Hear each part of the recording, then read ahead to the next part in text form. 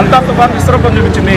ఈ సందర్భంగా చంద్రబాబు నాయుడు గారి అనుభవం, పవన్ కళ్యాణ్ గారి పట్టుదల, యువనాయకుడు లోకేష్ గారి రాజకీయ చతురత తుఫాను నుంచి భారీ నష్టం లేకుండా కాపాడగలిగాం.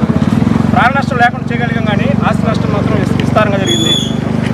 కొన్ని చోట్ల మిర్చి కానీ, కంది కానీ, వరి కానీ, మొక్కజొన్న, పొగాకు ఒక్కొక్క ఏరియాలో ఒక విధంగా ఆస్తి నష్టం జరిగింది.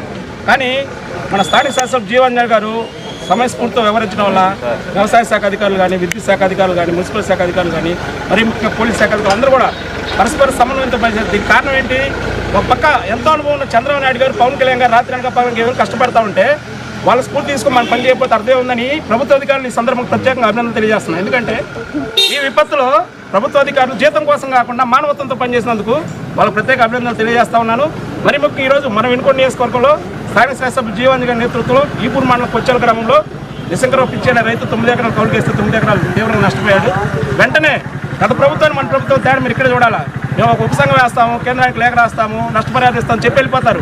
కానీ అలా కాకుండా చంద్రబాబు నాయుడు గారు చిత్తశుద్ధితో, ఎందుకంటే లాస్ట్ ఎన్నికల్లో మనల్ని కంటికి రెప్పలా కాపాడుకుని ప్రజలను కాపాడుకోవాలనే ఉద్దేశంతో అప్పటికప్పుడు ప్రత్యేకంగా ఒక యాప్ తయారు చేసి స్థానిక శాసనసభ్యులు జీవన్ గారు పొలంలోనే రైతులు ముందు పెట్టి ఒక యాప్ ద్వారా ఎకరానికి 10,000 ఇచ్చిన గొప్ప నాయకుడు, మన విజన్ నాయకుడు మన జీవాంజనేయులు గారు, అదేవిధంగా పవన్ కళ్యాణ్ గారు, చంద్రబాబు నాయుడు గారు.